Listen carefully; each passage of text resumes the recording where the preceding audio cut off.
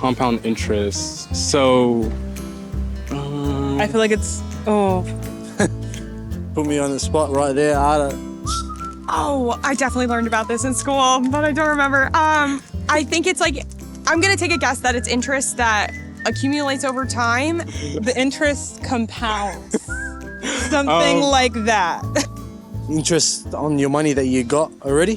When you invest in something and there's an interest rate, and then over a period of time, the interest rate increases due to time passing. Compound interest.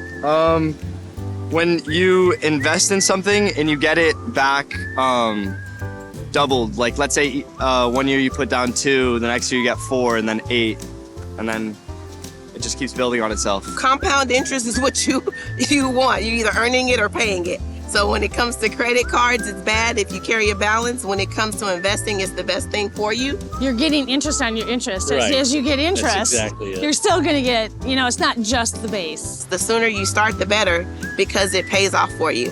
like your money's making money, right?